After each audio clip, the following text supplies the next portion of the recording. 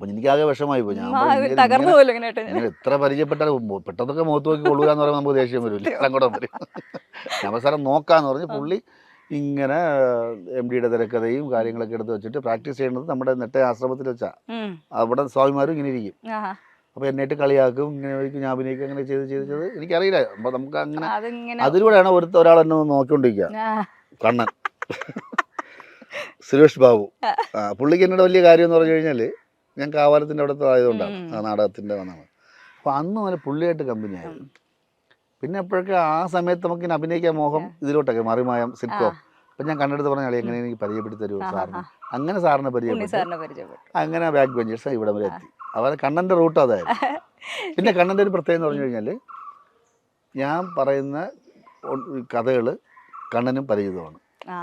സാഹചര്യങ്ങളും ട്രിവാൻഡ്രത്തിൻ്റെ ഒരു ആയതുകൊണ്ടും മറ്റേല്ല അങ്ങനെ ഒരു ബന്ധം കൂടെ ലൈഫിലേ നമ്മുടെ ഈ പറഞ്ഞ പോലെ ആ ഒരു കാലഘട്ടത്തിൽ ഉണ്ടാവുന്ന എക്സ്പീരിയൻസ് ഒക്കെയാണ് നമ്മൾ എന്താക്കി മാറ്റുന്നു എന്നുള്ളത്.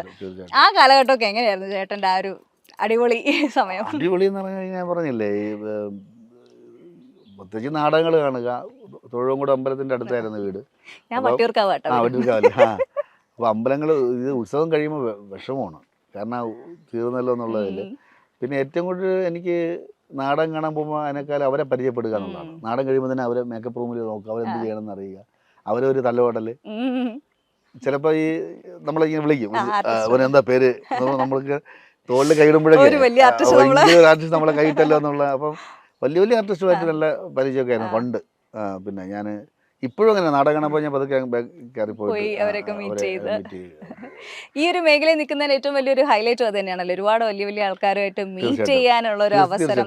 ഈ കാണുന്ന ആൾക്കാരിൽ നിന്നൊക്കെ ഇങ്ങനെ മനസ്സിൽ ഇങ്ങനെ എടുത്തു വെക്കാറുണ്ടോ ഇന്ന കാര്യങ്ങളൊക്കെ? ഒരു ആക്ടർ എന്നുള്ള രീതിയിൽ ഒബ്സർവേഷൻ ആണ് ഒരു ആക്ടറിന്റെ ഏറ്റവും വലിയൊരു കാര്യം. അങ്ങനെ ഡീപ്പായിട്ട് ഇങ്ങനെ നോക്കൂല, പക്ഷെ നമുക്കത് അറിയാതെ തന്നെ വരും. ചിലയുടെ രീതികളൊക്കെ വരും. ഇടയ്ക്ക് ഈ ഒരാൾ എന്നെ വിളിച്ചിട്ട് പറഞ്ഞു, ഇത് എന്താ അതിന് വേറെ ഏത് ഇൻ്റർവ്യൂ ഞാൻ പറഞ്ഞു തോന്നുന്നത്, നിങ്ങളെന്തോ തമാശ ആണോ ചെയ്യുന്നത് ഇപ്പോൾ? അവൻ പറഞ്ഞു തമാശ ഇല്ല, അത് പറഞ്ഞിട്ട് നിങ്ങൾ തമാശ എന്തോ ഒന്ന് കാണിച്ചേ എന്ന് പറഞ്ഞു.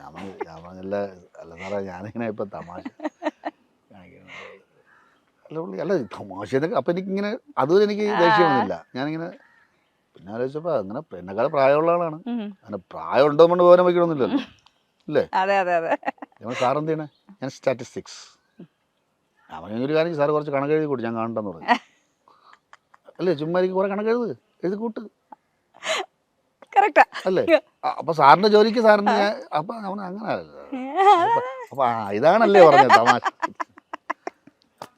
അങ്ങനത്തെ കുറെ ഇപ്പൊ നമ്മൾ ഈ പറഞ്ഞ പോലെ ഇത്രയും വർഷമായിട്ട് വർക്ക് ചെയ്യല്ലേ, നമ്മൾ ആദ്യത്തെ ഒരു കുറച്ച് കാലമൊക്കെ അങ്ങോട്ടും ഇങ്ങോട്ടും ഈ ഫോർമൽ ആയിട്ടൊക്കെ സംസാരിക്കും. ഇത് കഴിയുമ്പോഴത്തേക്ക് നമ്മുടെ റിയൽ സ്വഭാവമൊക്കെ പുറത്താണ്. അടി ഉണ്ടാക്കാറുണ്ടോ? ഏറ്റവും കൂടുതൽ അടി ഉണ്ടാവണം എന്ത് വിഷയത്തില? അത് എല്ലാവരുടെയും അടീനെ പറ്റി കേൾക്കുന്നത്. അല്ല, ഈ ഡയലോഗ് ഒക്കെ പറയുമ്പോൾ ഞാൻ അങ്ങനെ പറഞ്ഞാൽ ശരിയാവില്ല. അതെന്താ പറയാ ശരിയാവത്തെ? അങ്ങനെയൊക്കെ എനിക്ക് മണിക്കൂറുകളെ ഷൂട്ട് തീർത്ത് വെച്ചിട്ടുണ്ട് ഈ വർക്കിന്റെ പരമായിട്ട് തന്നെ. ഞാൻ അങ്ങനെ പറഞ്ഞാൽ ശരിയാവില്ല. അതോ നിങ്ങൾ അങ്ങോട്ട് ട്രിവാൻഡ്രം മറ്റേ അങ്ങ് പിടിക്കും, ട്രിവാൻഡ്രം പിടിക്കും, സെക്രട്ടേറിയറ്റ് പിടിക്കും, ഞാൻ അവിടെ വെണ്ടുരുത്തി പാലം പിടിക്കും. അങ്ങനെ വഴക്കുണ്ടായിട്ടുണ്ട്. പിന്നെ ഒരിക്കൽ ഇതുപോലെ എന്താ പറയുക, ഇടയ്ക്കൊരു രസമായ സംഭവം ഉണ്ടായി. അത് ഏതോ ഒരു യൂട്യൂബിൽ വന്ന ഇതാണ്, നിഷ സാരംഗ് ബിജു സോപാൻ നിഷ സാരംഗിനെ വഞ്ചിച്ചു. അപ്പോൾ ഇതെടുത്ത് നോക്കിയത് വീട്ടിലൊക്കെ കണ്ടത് എടുത്ത് നോക്കി. സംഭവം എന്നറിയാമോ, ഈ നിഷ ഈ ഡ്രൈ ഫ്രൂട്ട്സ് കൊണ്ടുവരും, ഞാനും ഇടയ്ക്ക് കൊണ്ടുവരും. അപ്പോൾ നിഷ കൊണ്ടുവന്ന കുറച്ച് വലിയ ടില്ല, ഞാനത് ഈ ചെറിയ ബ്രേക്ക് സമയത്തൊക്കെ ഒരു സിനിമ എടുത്തിട്ട് പിള്ളേർക്കെല്ലാം കൊടുക്കും. അപ്പോൾ പിള്ളേർ തിന്നുമ്പോൾ പുള്ളിക്കാരൻ വിചാരിക്കണമെന്ന് വെച്ചാൽ ഞാൻ കൊണ്ടുവന്നതാണ്. അങ്ങനെ പിള്ളേർ എൻ്റെ അതൊന്നും കാണൂല, ഞാൻ ഇത് ഒറ്റയ്ക്ക് കഴിക്കുകയും ചെയ്യും. ഇത് തമാശയ്ക്ക് പറയാണ്, ഇങ്ങനെ എൻ്റെ ഭയങ്കര കളറാണ് വഞ്ചകൻ, അത് എടുത്ത് ഒരുപാട് ഇങ്ങനെ ഈ ടൈറ്റിലുകൾ ഭയങ്കര ഒരു പ്രശ്നമാണല്ലോ. അങ്ങനത്തെ പല ടൈറ്റിലുകളും വന്നിട്ടുണ്ടാവില്ലേ? വന്നിട്ടുണ്ട്. താരം ദമ്പതികൾ വിവാഹിതരായി എന്ന് പറഞ്ഞിട്ട് നമ്മുടെ ഫോട്ടോ. അപ്പോൾ പക്ഷെ വന്നത് കണ്ണനും വർഷയും നമ്മുടെ സുരേഷ് ടൈറ്റിൽ കാണുമ്പോൾ നമ്മുടെ വന്നിട്ടുണ്ട്. ഈ ഒരു എന്താ പറയാ, അതൊക്കെ രസമുള്ള സംഭവമാണ് കേട്ടോ, വേറെ ഒറ്റ നമ്മൾ പക്ഷേ ഈ ഒരു സോഷ്യൽ മീഡിയ കാലഘട്ടത്തിൽ ഇത്രയും ഒരു അക്സെപ്റ്റൻസ് കിട്ടുക എന്ന് പറഞ്ഞു കഴിഞ്ഞാൽ അതിനെപ്പറ്റി ചിന്തിച്ചിട്ടുണ്ടോ? നമ്മുടെ ഒരു ഓഡിയൻസ് സാധാരണ TV പ്രേക്ഷകരല്ല, അല്ല. ടിവിയുടെ സീരിയൽ കാണുന്ന ആൾക്കാരെ അല്ല ഉപ്പുമുളകിന്റെ പ്രേക്ഷകരെന്ന് പറയുന്നത്. അതൊരു വേറെ നമ്മുടെ ഒരു സോഷ്യൽ മീഡിയയുടെ ആൾക്കാരാണ്. സോഷ്യൽ മീഡിയയിലാണ് ഏറ്റവും കൂടുതൽ ഇത് പോപ്പുലർ ആയിരിക്കുന്നത് അല്ലേ? അപ്പൊ അത് എപ്പോഴെങ്കിലും ഫോളോ ചെയ്യാറുണ്ടോ നിങ്ങൾ? ഈ സ്ക്രിപ്റ്റ് ഒക്കെ ചെയ്യുന്ന സമയത്ത് നമ്മുടെ പ്രേക്ഷകർക്ക് കുറച്ച് ഡിഫറെന്റ് ആയിട്ടുള്ള സാധനങ്ങൾ വേണം എന്നുള്ള കാര്യങ്ങൾ? ആ ഉണ്ടല്ലോ, അവരുടെ ടേസ്റ്റ് ഒക്കെ നമുക്ക് എന്താണെന്ന് കറക്റ്റ് അറിയാം. പിന്നെ ഒരു കാര്യമല്ലേ, ഇപ്പൊ ആരാണ് സെലിബ്രിറ്റി അല്ലാത്ത? ഞാൻ ചോദിക്കട്ടെ, എല്ലാവരും അല്ലേ വീട്ടിലെ ഒരു 5 പേരുണ്ടെങ്കിൽ 2 പേരെ സെലിബ്രിറ്റി. കാരണം അവർ മൊബൈൽ എടുത്ത് വയ്ക്കുന്നു, അവർ റീൽസ് ചെയ്യുന്നു. പണ്ട് മൊബൈലിൽ TV-യിൽ കാണാൻ കഴിയാത്ത സംഭവങ്ങൾ സ്വയം ക്രിയേറ്റ് ചെയ്ത് അവർ സ്റ്റാർ ആകുന്നു. പണ്ട് ആരെങ്കിലും എന്നെക്കാൾ ഉദ്ഘാടനം ഒരാൾ പൈസ വാങ്ങലുണ്ട് ഇതിൽ റീൽസ് ചെയ്തിട്ട് ഒരാൾ. തീർച്ചയായിട്ടും ഈ സോഷ്യൽ മീഡിയയുടെ എന്നെക്കാൾ മീൻസ് എന്ന് പറഞ്ഞാൽ ഞാൻ ഇത്രയും വർഷം നിന്ന് അതിനേക്കാൾ പോപ്പുലാരിറ്റി ഉള്ള അല്ല ഇൻസ്റ്റാഗ്രാമിലൊക്കെ ഉള്ള നമുക്ക് പണ്ടത്തെ കാലത്ത് എങ്ങനെയാന്ന് വെച്ചാൽ നമുക്ക് കഴിവുണ്ടായിട്ട് കാര്യമില്ല, വേറെ ആരെങ്കിലും ഒക്കെ കനിഞ്ഞാൽ മാത്രമേ നമുക്കൊരു അവസരം കിട്ടുള്ളൂ, അല്ലെങ്കിൽ നമുക്ക് എന്തെങ്കിലും ആവാൻ പറ്റും. ഇപ്പൊ കയ്യിൽ ടാലന്റ് ഉണ്ടോ അവർക്ക് തന്നെ അത് മാർക്കറ്റ് ചെയ്യാൻ.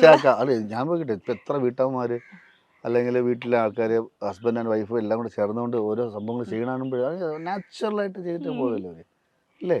തീർച്ചയായിട്ടും ആ കാര്യത്തിൽ ഇപ്പൊ എനിക്കതിന് പിന്നെ ആരെ ആരാധിക്കാന്നുള്ളതാണ്.